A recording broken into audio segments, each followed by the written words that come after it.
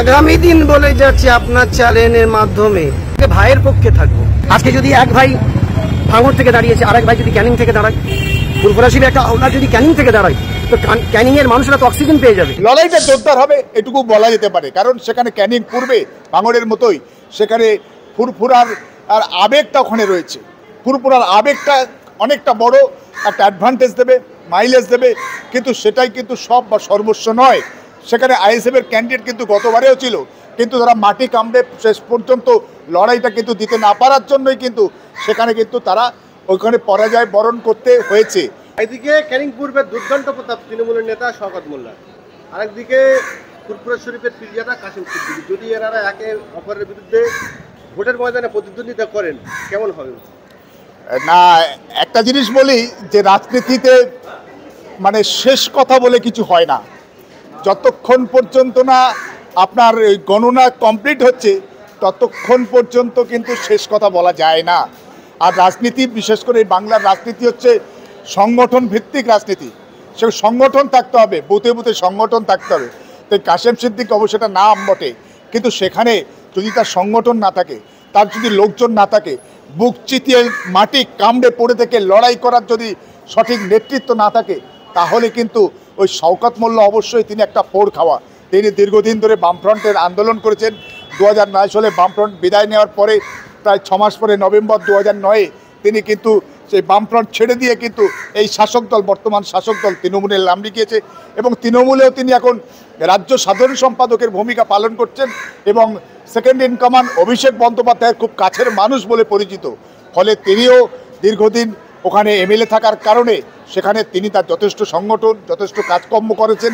ফলে লড়াইটা জোরদার হবে এটুকু বলা যেতে পারে, কারণ সেখানে ক্যানিং পূর্বে ভাঙড়ের মতোই সেখানে ফুরফুরার আর আবেগটা ওখানে রয়েছে। ফুরফুরার আবেগটা অনেকটা বড় একটা অ্যাডভান্টেজ দেবে, মাইলেজ দেবে, কিন্তু সেটাই কিন্তু সব বা সর্বস্ব নয়। সেখানে আইএসএফের ক্যান্ডিডেট কিন্তু গতবারেও ছিল, কিন্তু তারা মাটি কামড়ে শেষ পর্যন্ত লড়াইটা কিন্তু দিতে না পারার জন্যই কিন্তু সেখানে কিন্তু তারা ওইখানে পরাজয় বরণ করতে হয়েছে।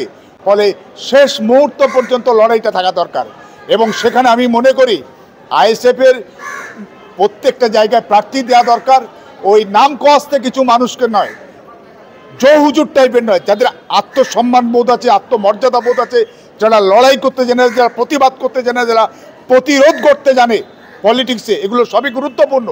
সেই সমস্ত মানুষদেরকে সামনে এনে আজকে পলিটিক্সটাকে আজকের এগিয়ে নিয়ে যেতে হবে। তা না হলে জো হুজুর টাইপের লোকজন তাদেরকে দাঁড়িয়ে দিলে তাহলে কিন্তু লড়াইটা সেইভাবে জোরদার হবে না, এটা আমি মনে করি।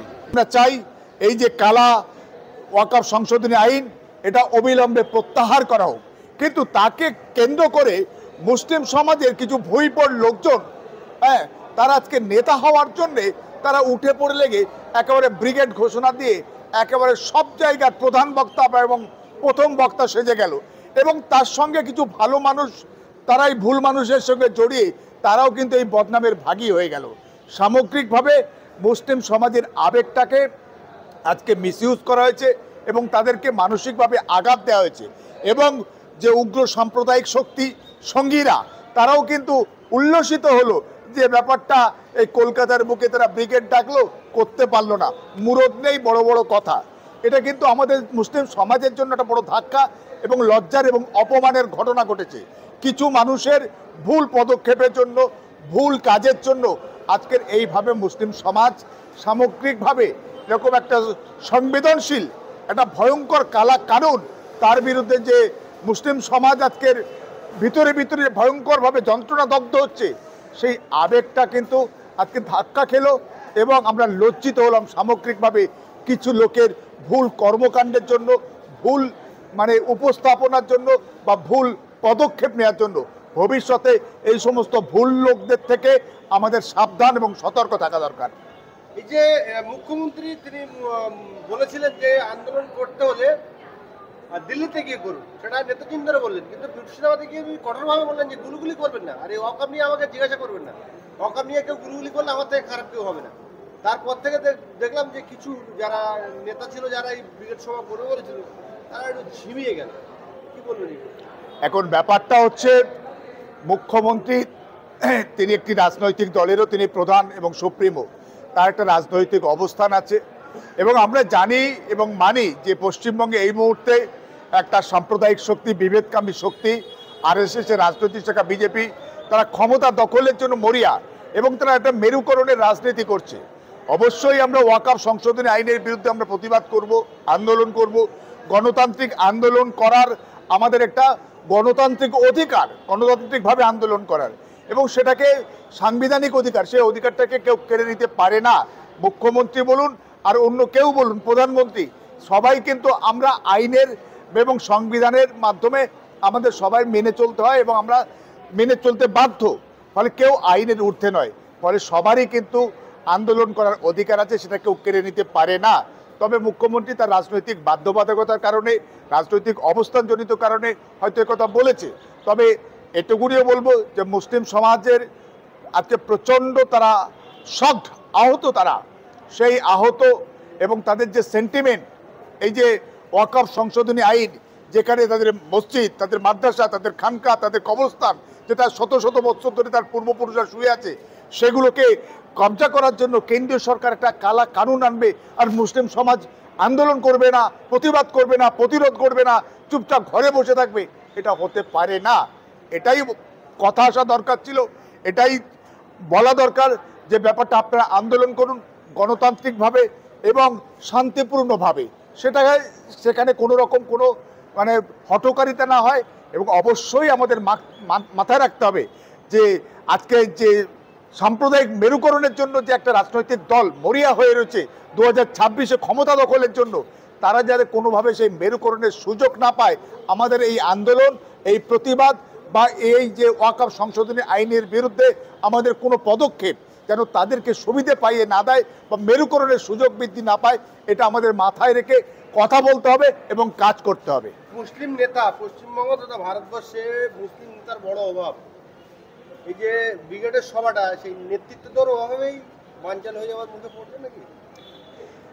অবশ্যই এখন ব্যাপারটা হচ্ছে নেতা, ব্যাপারটা তো আর হঠাৎ করে গজিয়ে ওঠে না।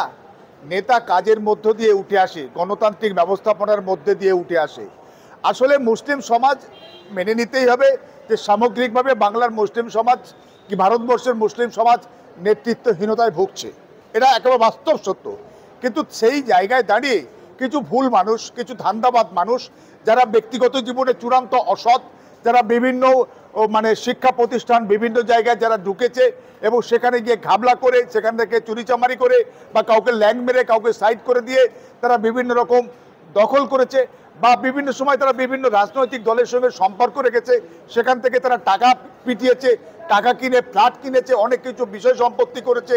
কিন্তু সামগ্রিকভাবে সেখানে তারা মনে করে এবং বিশ্বাস করে কোনো একটা মুসলিম সম্পাদিত বাংলা দৈনিকে খবরের কাগজ তাদের ছবি বা নাম বেরোলেই কোথাও কোনো 8টা 10টা 15টা লোক নিয়ে বসে একটা ছবি তুলে পাঠিয়ে দিল, আর 500 টাকা বা 200 টাকা বা 100 টাকা দিল, তাদের ছবি বেরিয়ে গেল বা নাম বেরিয়ে গেল, তারা নেতা হয়ে গেল। আসলে নেতা নয় এরা, এই সমস্ত নেতা এরা আমাদের মুসলিম সমাজের যে সেন্টিমেন্টকে সুড়সুড়ি দিয়ে আজকে মুসলিম সমাজকে আজকে মানে করে খাওয়ার জায়গা হিসেবে তারা ব্যবহার করছে।